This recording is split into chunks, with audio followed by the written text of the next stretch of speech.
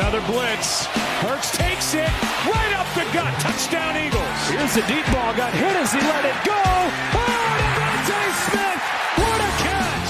From 54 for the win. On the way. It is there. And the Eagles remain unbeaten.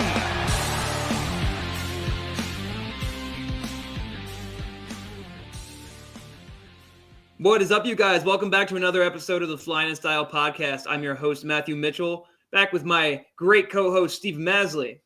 What's up, Matthew Mitchell? I love the Christmas tree in the background, and I love the fire, dude. It's making me nice and warm and toasty in here. I'm glad to hear it. We're coming back to you guys in the nice, warm holiday season. We apologize for the lack of episode last week. We couldn't get our holiday schedules to match up, and we decided to just take a nice little break for the holidays and come back to you guys with two updates of the previous games and the preview of next week's game against the Panthers. So welcome back. We missed you guys. How are you feeling, Mez? Dude, I'm feeling fantastic. That Ravens win, we played a great 3 quarters in that game. And it wasn't the first quarter, but other than that, dude, we look fantastic. Finally, a legitimate team that no one can say that they're not legitimate at all. And obviously, Saquon just fantastic. In defense is immaculate.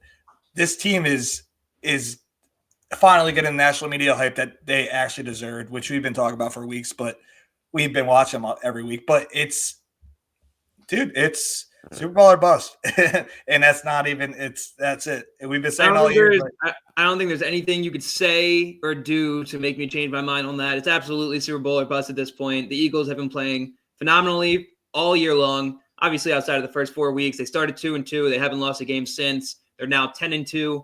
This is the third straight year the Eagles have come out 10-2, which is it's a great time to be an Eagles fan, despite the downside of last year. 3 years straight of 10-2 is pretty exciting football. So we're in Neverland over here. We're having a great time. It's been great. We had a massive, massive win over the Rams 2 weeks ago, and then a huge, even bigger win against the Ravens last week.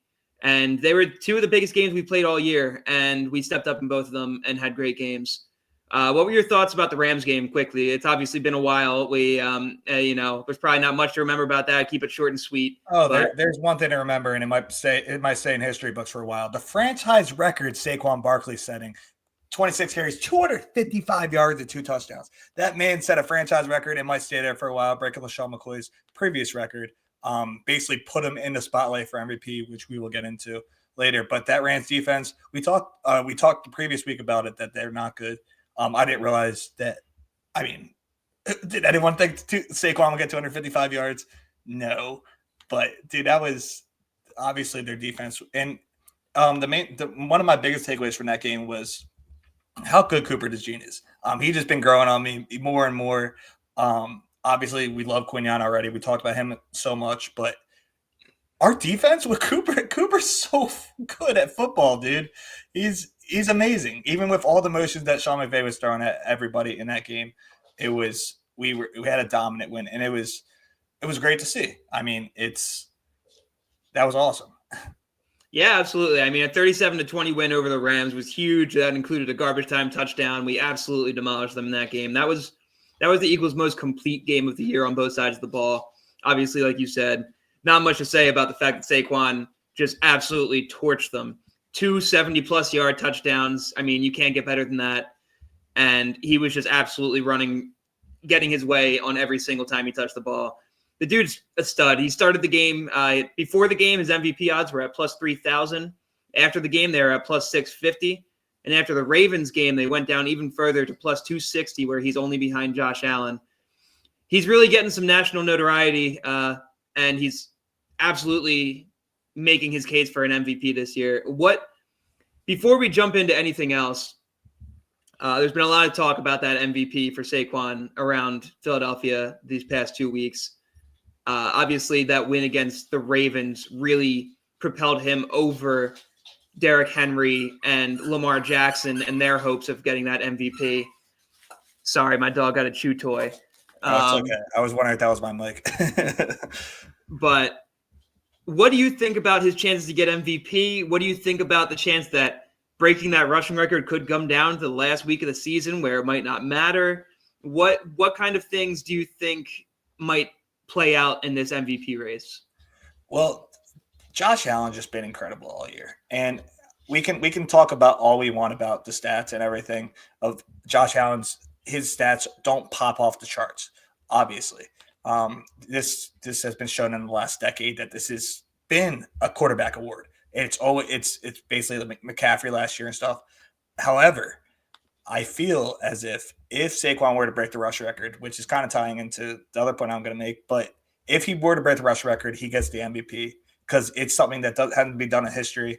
A point I like to make that I just saw was in the 2000s, LT got it. Yeah, he had 31 touchdowns or whatever it was. Ridiculous. And then AP got it when he was very close to the rushing record in the 2010s. And I think this might be a chance for a running back to get an MVP in the 2020s. It doesn't happen often. It's nothing special. They have to be very special. Obviously, Josh Allen's been out of his mind, carrying a Bills team where his number one receiver is Khalil Shakir to a 10-2 record. Great coaching. I mean, he's been very good, but they also run the ball a lot too, and then no one really talks about that. I'm not taking away anything from Josh Allen, but like Saquon's been the heart and soul of this team, and no discredit to Jalen Hurts. Saquon's been on a god tier type level, and if he continues to play this way, there is no shadow of doubt in my mind, especially if the Bills maybe lose a game or two. Like if we have a better record than them or the same record, I just see no reason not to give it to Saquon, especially if he keeps playing like this.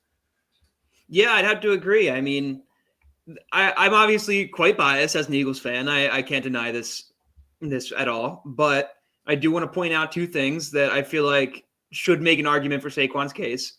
The first one being that Saquon, like you said, if he breaks the rushing record, he should be handed the award immediately because breaking records is something that doesn't happen very often.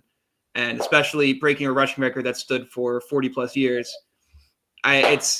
You have to give it to him if that's the case, because the point that I'm coming to is the fact that Saquon is doing things that we've never seen before from a running back, but Josh Allen is not doing something that we've never seen before from a quarterback. And I understand that the quarterback is the most important position on the field. They make or break whether a team can win or lose most of the time.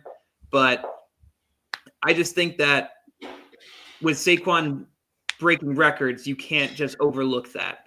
Now, my second point would be that, and I know I might catch a little flack here for this, but I do just want to point out, and you're going to have to hear me out here for a second. I'm going to have to explain my context.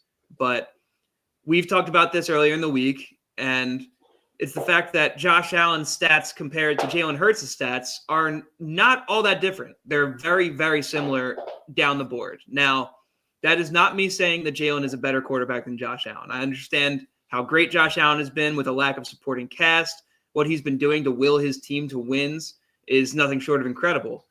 But point being is that one is being called the favorite for MVP, and one is being told that they're holding their offense back from being complete and that they're a game manager and that this team can't sustain their offense with him at the helm. And I'm getting lost somewhere in between there where I understand stats don't tell the whole picture. The eye test tells a lot more. And yes, when you watch Josh Allen, he's doing a better job than Jalen Hurts is. I understand that. But again, just coming back to my point from last week, when is Jalen going to get the respect he deserves for what he is doing? Because everyone wants to talk about how bad he's doing, but statistically, he's playing on the level of an MVP. And I'm not saying that I think that he should be in the MVP conversation, because he's not even the best player on our offense right now. That's Saquon Barkley. But point being is that he just needs more respect for what he's doing. And if you're telling me that Jalen Hurts and Josh Allen are having identical statistical seasons, then what is holding Saquon back from that MVP? Because right. I'll make a counter argument to that real quick. Who is more important to their team is the only argument that is able to be made for Josh Allen. Like if you take away Saquon from the Eagles or you take away Josh Allen from the Bills. That's fair. The Eagles probably still finish at, maybe have 3 more losses, while the Bills would probably not be a playoff team. I can understand that. It's that comparison is not close. That's the only reason I would say that it's a valid argument that Josh is MVP favorite. However, I made my point already. We have to see it for the rest of the season, see Saquon out, and I believe he will. But that is a very exponential because it's most valuable player on their team. But then again, if you take away all those push touchdowns that Jalen Hurts took away from Saquon, and all those numbers are piled up on Saquon's stat sheet, do you think that changes the argument even further, or no? Or do you think that people are just assuming that that's already a known factor? I think that's still the same argument. I think it's okay. You can add 6 touchdowns to Saquon's thing, and it's everyone writers are voting on MVP, and they have to know, they have to see what Saquon's doing and the tush push. You have to account for that. At the end of the day, it's the only thing holding Saquon back from winning MVP is literally the valuable aspect to their specific team.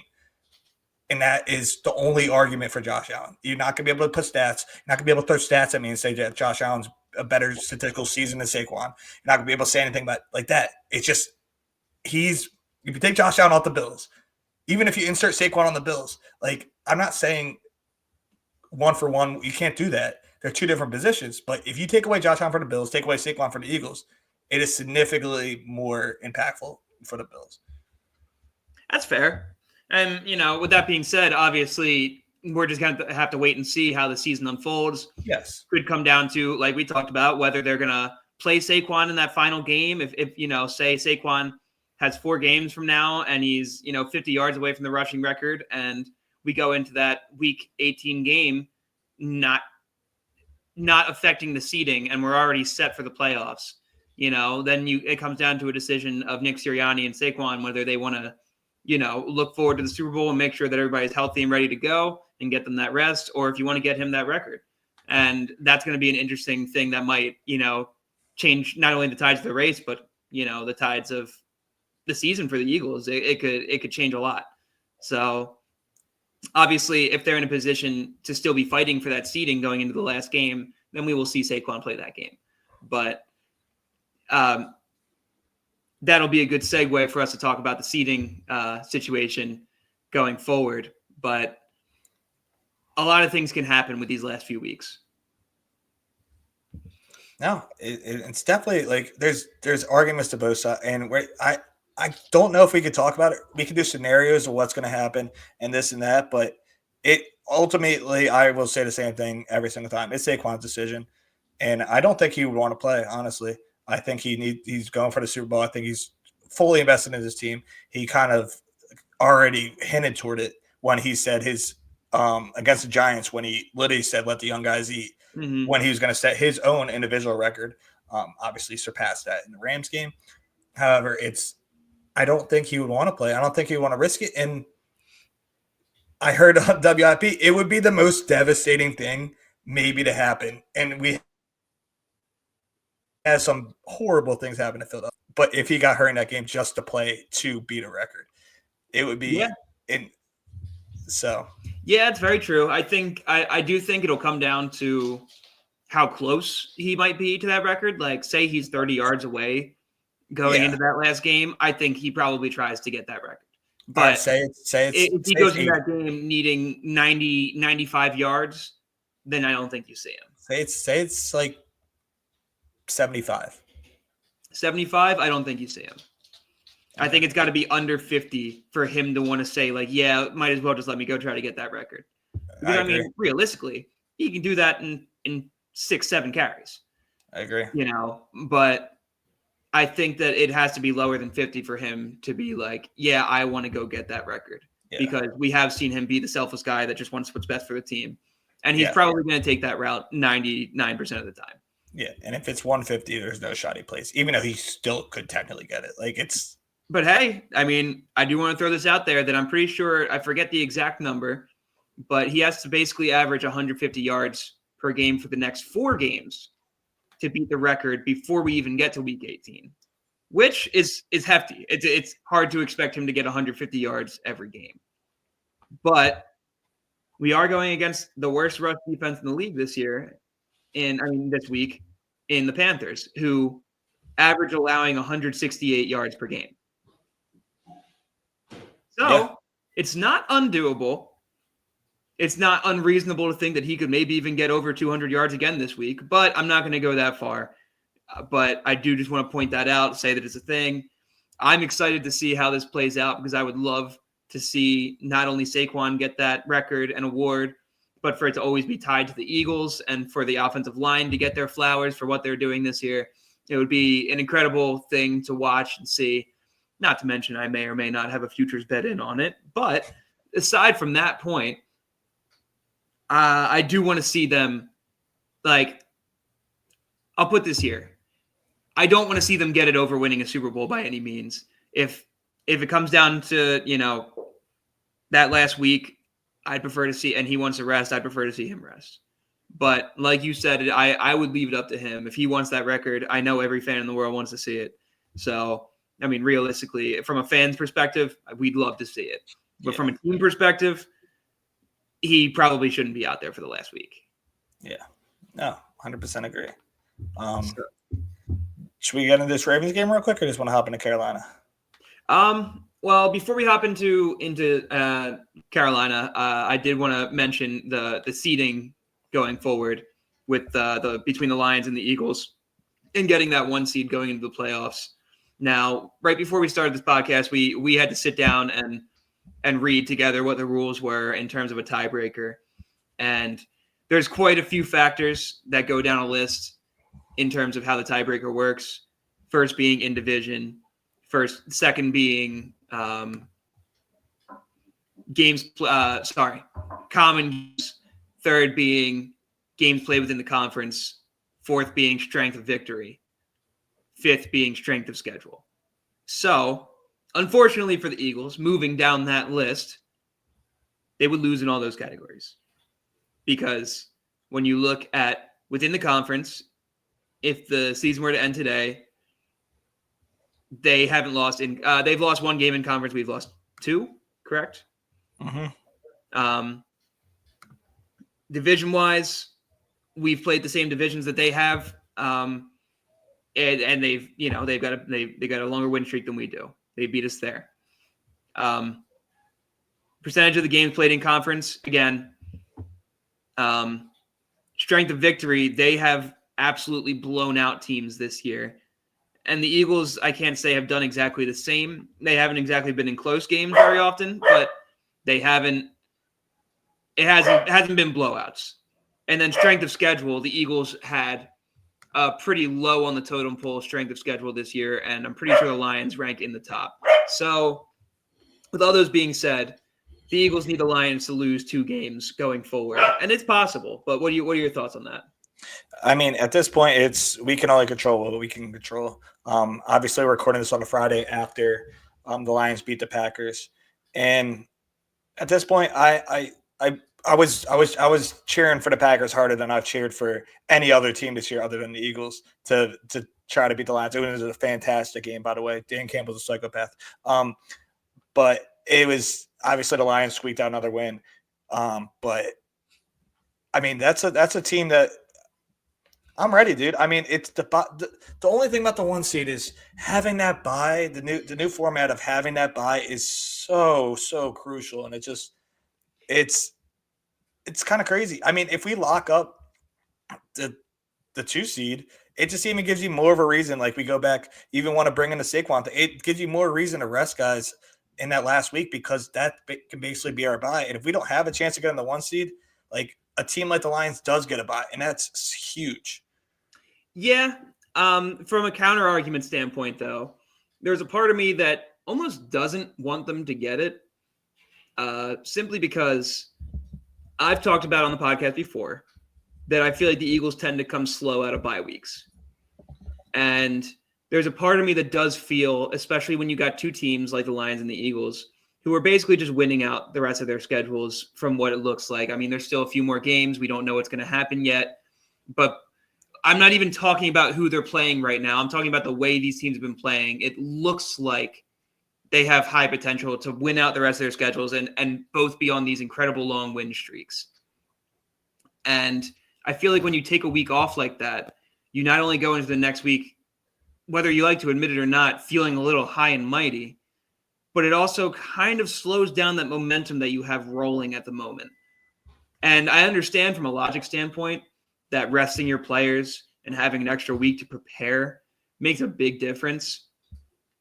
But there's a part of me just almost superstitiously that feels like it gets in your head a little bit and it makes things almost a little more difficult. To me, what I was most interested in getting the 1 seed for was taking the Lions out of a dome. To me, that was more important than the bye. That's fair.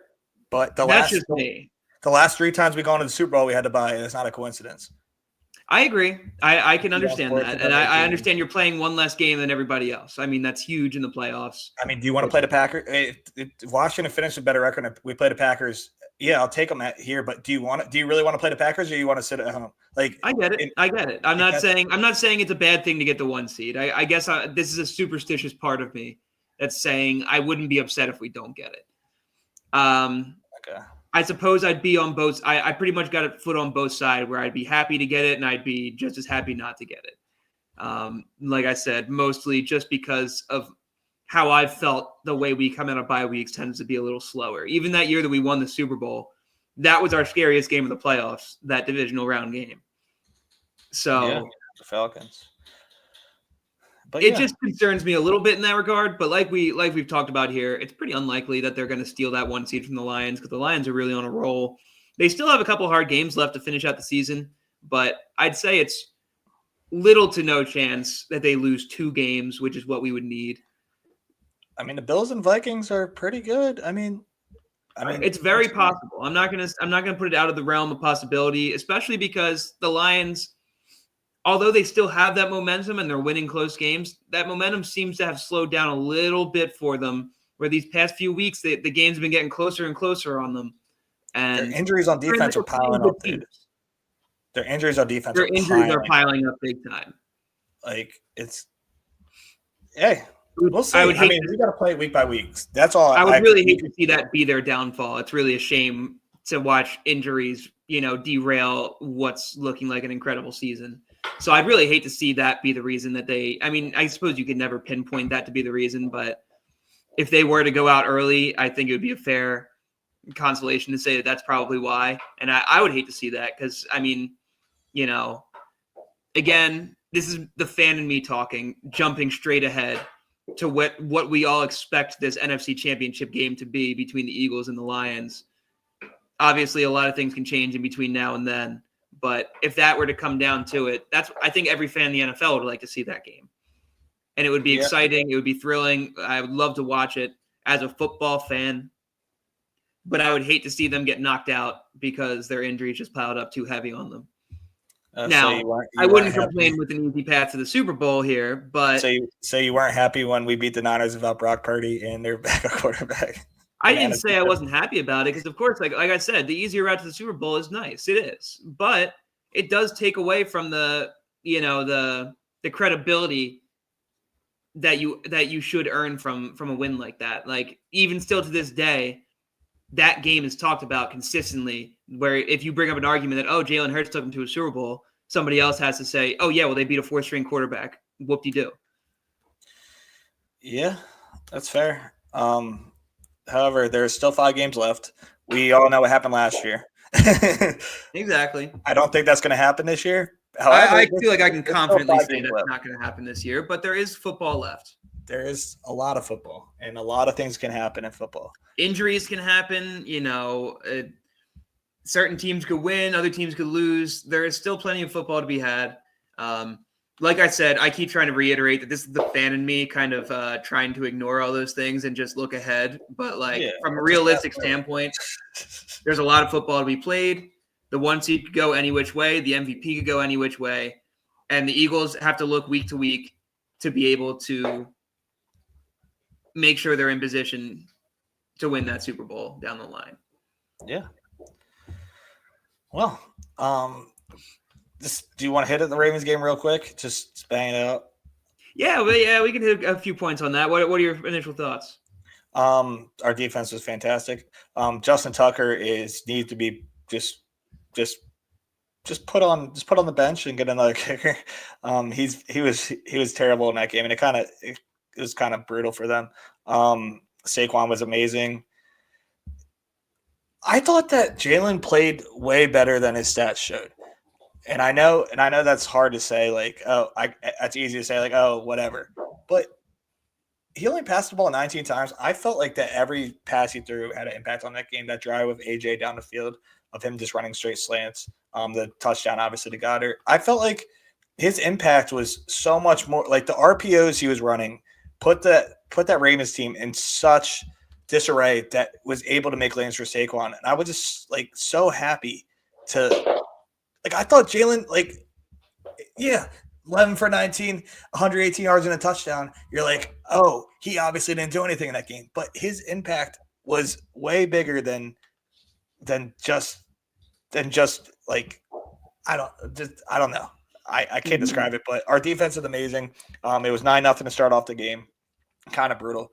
Penalties weren't going our way and everything else. We could talk about all that if we want to. But in the second half, our defense stepped up. And I think that was the biggest key factor of this game, is our defense just being amazing and very resilient. Yeah, 100%. I mean, I do think that there were a lot of times that, it's been talked about nationally, and Lamar in his press conference, there were probably a lot of times that Lamar could have run and should have run to get out of the pocket and get them some big gains, because he probably could have. But we did a really good job of containing Lamar and keeping him in the pocket and making sure that he wasn't breaking those runs nonetheless. I mean, the reality is the reality. Whether he could have or should have is in the past. What happened, and the Eagles did a really good job keeping him contained.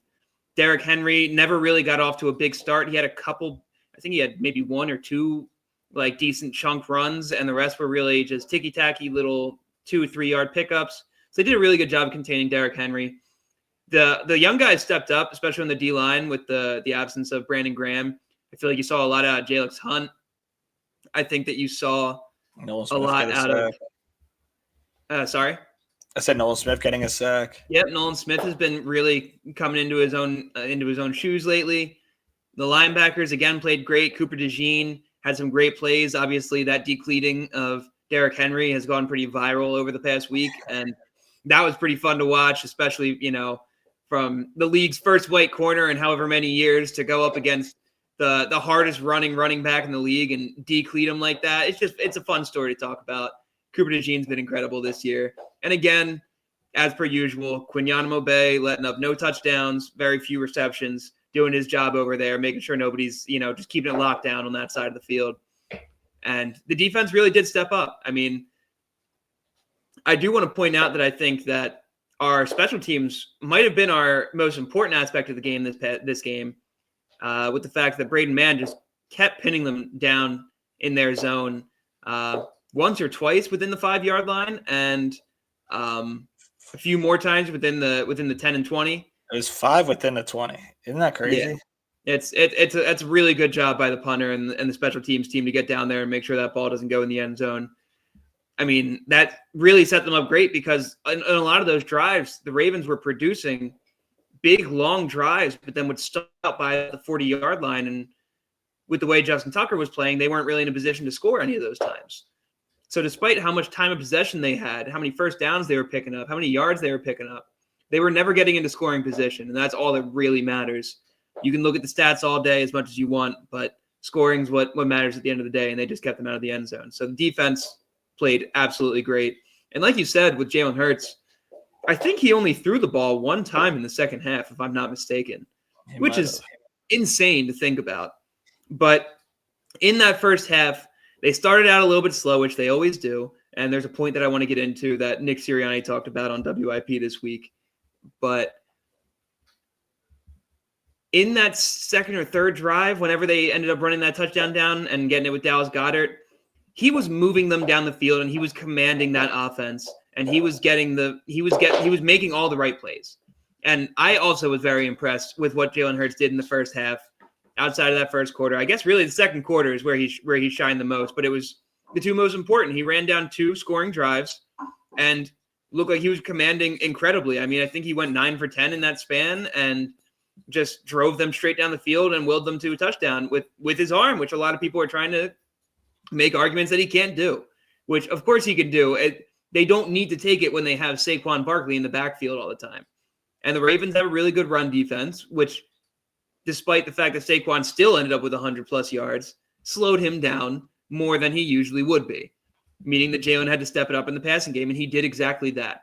That's what makes this offense so good. It's not always so flashy and impressive with the numbers and what they're doing out there, but they pick up for each other, and they play hard-nosed football. They do what needs to be done to score and to stay ahead in the game.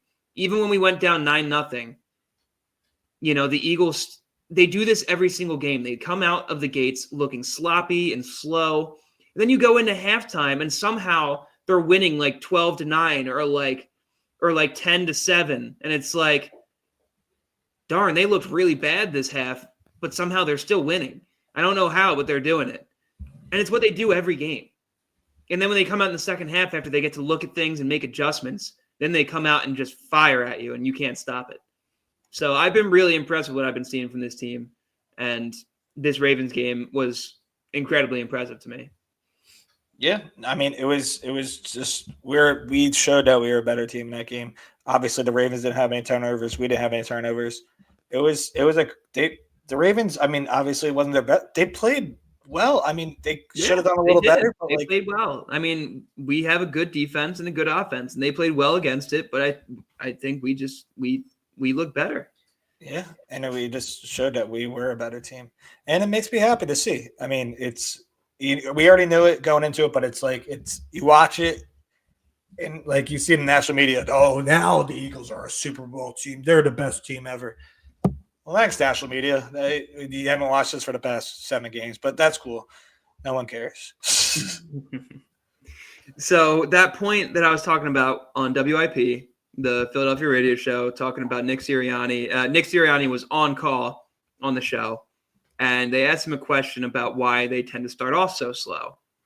And I forget what the exact wording of the question was, but the point that it came out to that he didn't deny, they kind of tried to ask him, do you guys play it a little bit slow and just kind of throw out gag plays to get a feel for what their defense is doing before you try to make big plays?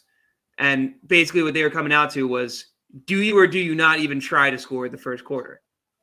And Nick Sirianni came out and was saying, of course we try to score in the first quarter. But he didn't deny that they kind of just throw looks at the defense that they want to get a read off of so that they understand what to move forward with for the rest of the game. And I think that is a big tie-in to why they start off slow. Now, the whole point of this is saying, of course, they're not trying not to score. That's not in the books, but they're also not exactly trying to score. What do you think about that idea? That's stupid. Well, is it? Because what we've been watching all year, just give me a second. What we've been watching all year is them coming out of the gate slow and then making quick adjustments and absolutely just playing hard-nosed football the rest of the game and looking like the other teams don't know what to do about it. So is it necessarily a bad strategy? If that's actually what they've been doing, it's absolutely been working. But I want to hear what you have to think about it. I mean, all it takes is one team to get off to a hot start where they keep rolling with it. Yeah, we have made great adjustments, and I can't fault that. But that's I can't take that as an answer of they're giving gag plays out in the first quarter as your script. You have 15 plays to go against a team, and you're throwing gag plays out because that's what you watch the entire film. Well, hold on. I think calling them gag plays is you got the wrong idea here. They're throwing like read options at them or RPOs or certain things where they just want to get certain things that they watched on film where they're trying to get the defense to react a certain way and they want to see how they react to it. It's not necessarily that they're just throwing gag plays out there, and it's not like they're not trying to score, but they're not throwing their big plays out of the playbook right off the bat. They're throwing out plays that they can get a read off of what the defense is going to be doing. That's fine. I mean, it's hard because I mean the way you worded that probably Sirianni worded it would just make me angry because you can't. That's supposed to be your best 15 plays of the game. I mean, based off of film, yes, you can adjust based off that, but I can't take the answer of you trying to read off what they're doing. I mean, well, they already actually adjust the game anyway. They're not doing their best plays in the best 15 plays, whether they whether this topic that I'm bringing up right now is true or not, players have admitted that they save plays for later in the game that they don't want people to see in the beginning. So they're not putting out their best 15 plays in the first 15 plays. They're not doing that. We know that. That's fine. I mean, you could. I mean, you wanted to talk about the Lions Eagles. If the Lions come punch us in the face and do 2 touchdowns in the first quarter, that's not a good. Agreed, but don't you think that as a coach, if you're watching that and they score a first touchdown, and they start to run down a second touchdown, you'll probably stop holding back? No, like I mean, I'm sure they have like a limit to how they feel they can do that. I just think that's insane. But I mean, good for him. It's been working. I mean, yeah, Saquon is like 5th on the rushing leading board in the NFL in the second half. Just purely Saquon in the second half. He almost had 1,000 yards in the second half of games. I mean, it's been working. So I can't say anything to that matter of it, but does the wording not sound like? Of course, I understand. That's why I'm bringing it up. I understand what it sounds like, but that's the point. You're never going to get me to accept that you shouldn't be able to try to play your best football the entire time and give the best chance to score and do your best plays the entire game. You should have plays for the entire game. I personally don't think it's a problem working, but I understand what the problem is with it. So, Well, I mean, the only issue with that is you say you want to set up reads and everything. Why can't you have plays for the entire game? I feel like this is bad coaching. I just really feel like that's just horrible coaching. You could adjust based off the big plays that do work or don't work. It's not showing your hand. Like, I think and I didn't hear the quote, but if it's like you said, that just sounds, it's been working. So I have to shut up, but God, I mean, that's ridiculous. You don't want to score. Oh, let's just throw this out because we're that good. Are we that good? Maybe we are. Maybe I'm just. Hey man, none of this is just necessarily truth. This is all speculation. We'll hit play 3 quarters. This is all speculation. All right. Sorry. Don't go too far. But I got way too far into it. Yeah. But I'm just saying that it's a possibility. He's making an excuse so far, if it is the truth, it's been working. He's making an excuse for not being able to score in the first quarter, and that's just his bottom line. Probably. But lastly, let's finish up this episode with a quick rundown of what we're expecting from this Panthers game. Obviously, I already mentioned that they are the worst run defense in the league right now, and that they're allowing 166 yards per game. What do you think about this game? What are you expecting? So my biggest thing is just the injury list that is out right now. We don't have Reed Blankenship. We're not going to have Covey. No Sidney Brown and no Dallas Goedert. The biggest one for me on there is obviously Goddard, but also Reed Blankenship. He's been very good at safety. And no Sidney Brown. Who is our other safety other than McCollum out there that's going to be taking over? We're going to see Maddox out there. So that's a big and I'm not saying Well, I believe we're also getting Slay back as well. He can't play safety. Well, Maddox wouldn't go in as safety. You'd either put McCollum back there, or to be completely honest, Sidney Brown's out. That's what I'm saying. Not Brown. I said McCollum. Okay, and then who's the other? Yeah, I said you either see McCollum back there, or you see idiot. Is it like unrealistic of me to think that you could potentially see James Bradbury back there? If he goes back there and lets up a touchdown, I will. He's not. I don't think he'll play a snap the rest of the season. I also don't. I wouldn't expect it, but it's not out of the realm of possibility. I mean, yeah, if it's McCollum or him, I mean, I guess McCollum's been decent because he played over Sydney last game. But I think everybody's forgotten that he's even on the team. Nobody's seen a picture of him or heard of him all year. I forget that he's on the team sometimes. I kind of forgot till right now that he's still on our team. We didn't just put him on IR for fun. I don't know that he ever came off of IR for that matter. So I don't know. It was only supposed to be a hamstring injury where he's going to be out for 6 to 8 weeks, but that's long past. I don't know that they ever activated him. Well,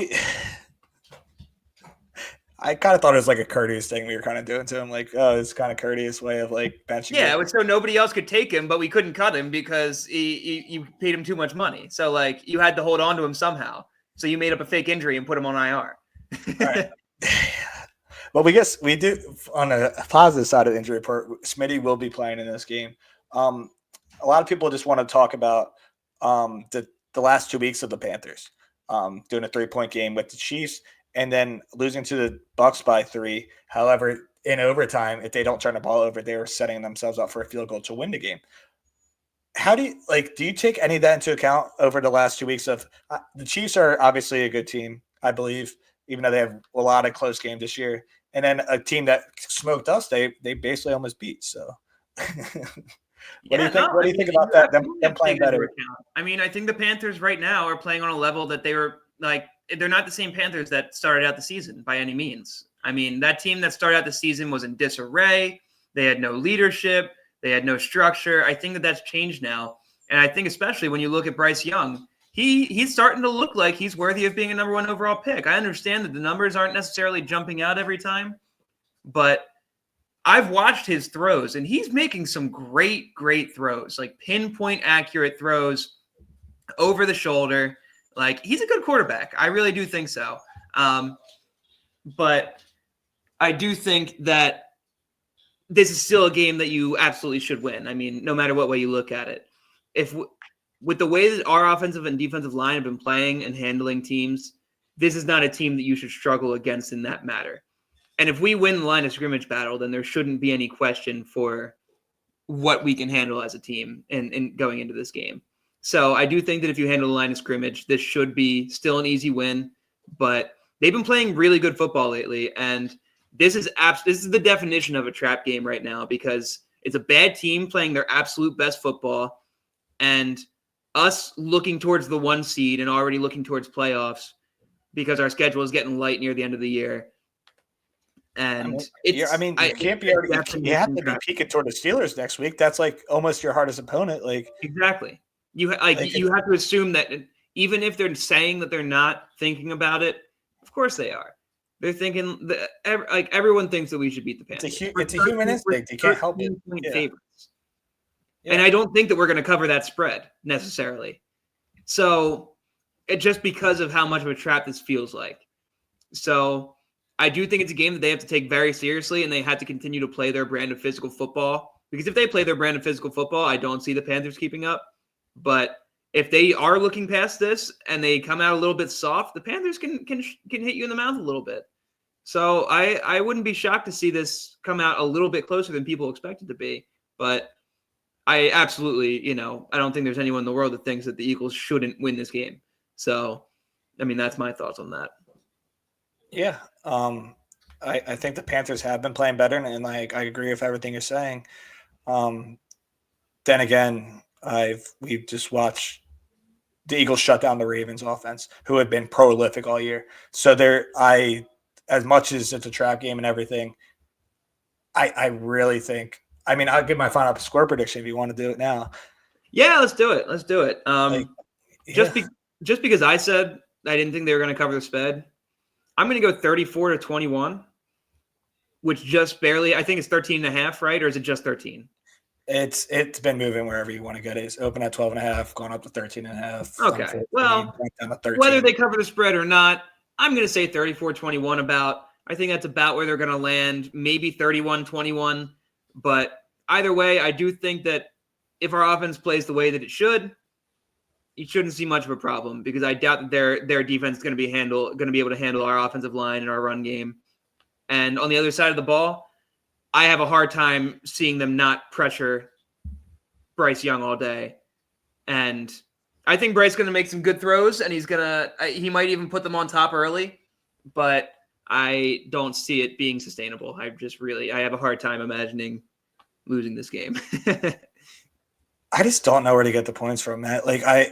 You want to talk about prolific offenses. We held the Bengals to 17 points. I don't think this Panthers defense or this Panthers offense gets above 10 points. I'll be straight honest with you. Xavier Legette Chuba Hubbard's going to gut us. We just played against King Henry. The more I look at it, the more I'm like, did they get 10 points? I think the only thing they've got going for them right now is the fact that they're being so overlooked. That might be the only thing that gives them a propeller to score a little more than you might expect. But that's just a little danger side of me that I've seen it happen a few too many times with the Eagles, where they tend to play really well against good teams and they play kind of really crappy against bad teams, which isn't an uncommon trend for any team, but the Eagles do it quite often. So I have my concerns, but I don't think that they're hardy enough to be worried about. Yeah, I'm going to go 34-9. That all being said, you're telling me that this team's going to put up more, like if they get over 20, they're going to put more points than the Rams, Ravens, Commanders, Cowboys. Yeah, the Jaguars game, that was kind of a trappy game. But the Bengals, like, these offenses are better. And, like, yeah, sure, they beat the depleted Saints and the crappy Giants. And, yeah, the Chiefs game was I don't know what happened in that game. That also might be situational. You might be 100% right. But at home, it doesn't matter. I think this team is locked in and really, like, ready to do it. The more I want to talk about it, I thought this was going to be a closer game than I just said. I don't think they get over 10 points, Matt. I don't like. It's hard for me to argue against you on that. I've told you my point. That's really the only thing I could see going wrong. And to be perfectly honest with you, I genuinely expect to see Saquon book over 200 yards this week. It's going to look like the Giants game, I think. Like, and I say that with all disrespect to the Giants. Like 28-3. I give As you should. I had to throw that jab at the Giants real quick. Oh my God, they're so down. I just keep hitting them on the down because if they ever get back up, they're going to be. Yeah, every time they start to get back on their knees, you just give them a little pushover with the foot and be like, yeah, stay down. They're already off the cliff. You can't even find them anymore. They're hiding. They've already got problems with Malik Neighbors causing drama over there. It's great. Yeah. Imagine knowing you're on a crappy team and still complaining about how you're not playing well. Anyway, yeah, I'm very excited for this game. I don't want to overlook it either, but it's just really hard with how we've been playing. I can't see particularly this defense or offensive line, like for that matter, just playing down to that level. Like it just the talent, like it's straight talent in my opinion.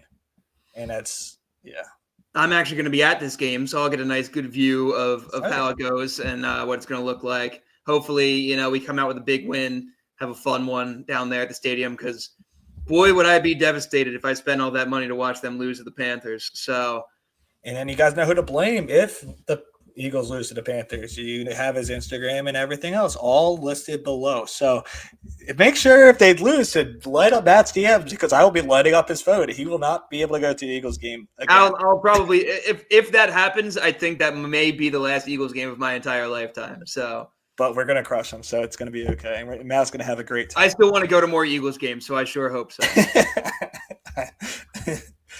But with that all being said, thank you guys for tuning into this episode. We really appreciate you guys always. If you did enjoy watching, please like the video. And if you enjoy watching week to week, subscribe to our channel. We appreciate you guys always for both those things. And just for viewing it, if you want to stop by, just check out our takes. We always appreciate that as well. So thank you guys very much. We'll be back to you guys again next week with a review of this Panthers game and a preview of the Steelers game next week. So make sure you tune in for that. And with that being said, guys, thank you for coming by. Go Birds. Let's come back to you guys with a big win this week. Go Birds.